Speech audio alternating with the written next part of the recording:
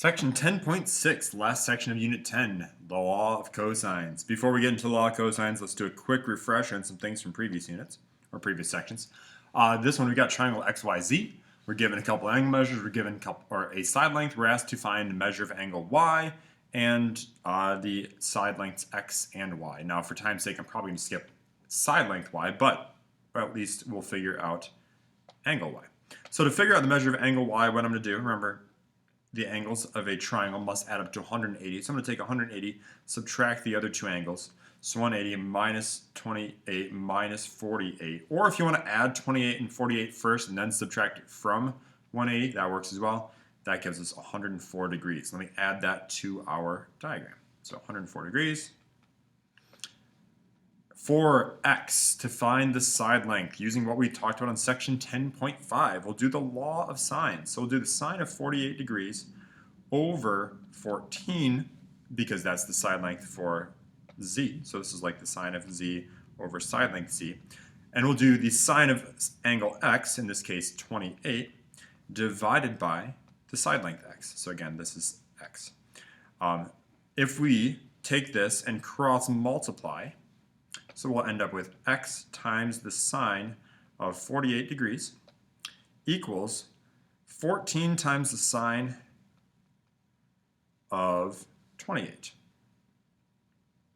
Now we're trying to solve for x here, so we'll divide the both sides by the sine of 48 degrees. And we end up with x equals 8.8.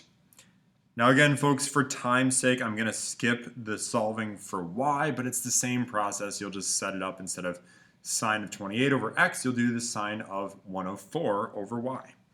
The last thing I want to take a look at here is we're asked to find the area of x, y, and z. Some of you might don't have this in your notes, but I'm going to go through it anyways. The area of x, y, z, remember the area of a triangle is 1/2 base times height. Now we actually learned a variation of this. In this case, it'd be 1/2. Let's use the side lengths that we have now. We use z times x times the sine of the other angle, sine of angle y. So in this case, it would be 1/2 times 14 times that 8.8 we just found, times the sine, oops, sorry, that got a little messy, times the sine of 104 degrees. Oops, sorry, that's 140. 104 degrees. Type that into our calculator, we get the area is about 60, well, we're to the nearest square unit, so we're going to say 60, we don't know what the units are, so units squared. So just a quick refresher on some of the law of sines and some of the area stuff. Now we're going to move on to the law of cosines. So our goal for the day is to use the law of cosines to find the side lengths and angle measures of a triangle. Here's what the law of cosines looks like. It looks a lot like the variations on, let me clear some of this out, a variation on the Pythagorean theorem, where we had like a squared plus b squared equals c squared. Now we're just kind of rearranging things using some different angle measures, and we'll look at this. So for any triangle ABC, the law of cosine states that, remember, the lowercase letters are side lengths, the capital letters are angle measures. So side A squared equals b squared plus c squared minus 2 times b times c times the cosine of A. That's a lot. Or if we have angle B, we'll use b squared equals a squared times c squared minus 2 times ac times the cosine of B. So this, folks, is for some side angle side formulas.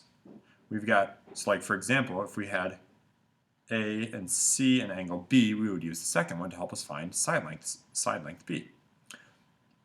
Final one, you can also have c squared equals a squared plus b squared equals, minus 2 times a times b times the cosine of angle C. So we're going to use this and keep referring back to these, and we're going to use various labels on these, so we might have to get a little customized.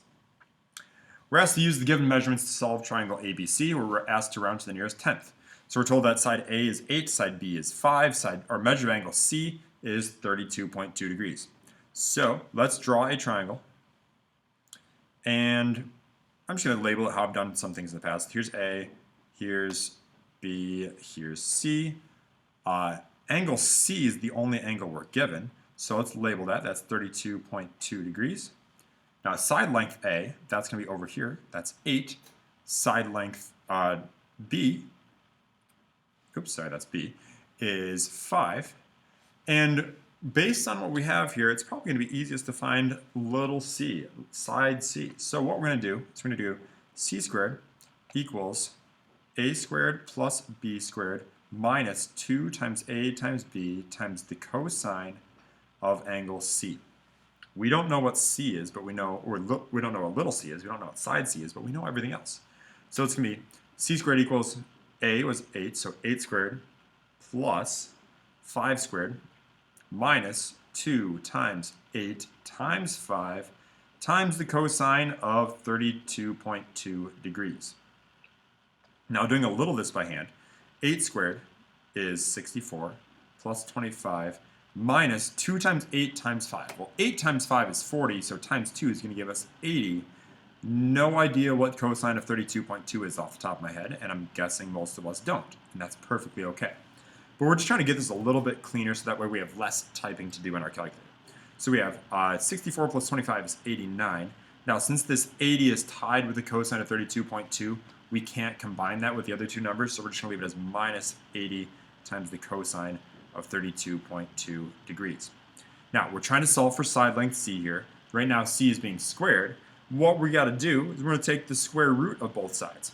Now, on our calculators, you can just type that in. It might help to like put parentheses around this whole thing. But we can do the square root of the whole thing, 89 minus 80 times the cosine of 32.2 degrees. Again, make sure your calculator's in degree mode. Now, your calculator will give you about 4.6.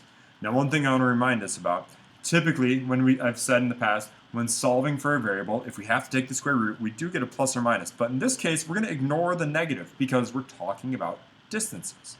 So we're just going to say c equals 4.6 and call it good. Now, we have two more things to do. We're asked, because we're solving the whole triangle, we got to find angles A and B. Now, looking at this, one suggestion I have is solve for the smaller angle first. In the previous section, we talked about working with some confusing things with side-side angle. We can actually run into some issues with side angle side as well. But we're going to solve for the smaller angle first. Now, the way we can determine what that is, so we're trying to find angle A and angle B. To figure those out, well, which one's going to be smaller? What you need to do is compare the sides. Side B is smaller than side A. Therefore, angle B is going to be smaller than angle A. So, in order to find the angle B, what we can do is go back to the law of sine. So we're going to do the sine of B over side length B, in this case 5, equals, well, the only other side and angle pair that we do know is angle C, so we got, or the C pair, I should say. So we got the sine of 32.2 over 4.6. Now, we could go through cross multiply and divide, or we can take the shortcut. Since the b is in our numerator there, if we multiply both sides by 5 over here, we'll end up with the sine of b equals 5 times the sine of 32.2 divided by 4.6. Now, just like we did in the previous section, to find the angle, or to find the b, we got to get rid of sine. So we got to do the inverse sine on both sides. Now remember, it can be a little tricky to do that inverse sine of that whole fraction. So if you want to do, say like on your calculator, do the numerator first, find that answer, take that number, use the calculator, say answer divided by 4.6, then take that whole number and plug it into an inverse sine, that's perfectly fine. Whatever way works best for you is fine by me. Let's add that to our image here.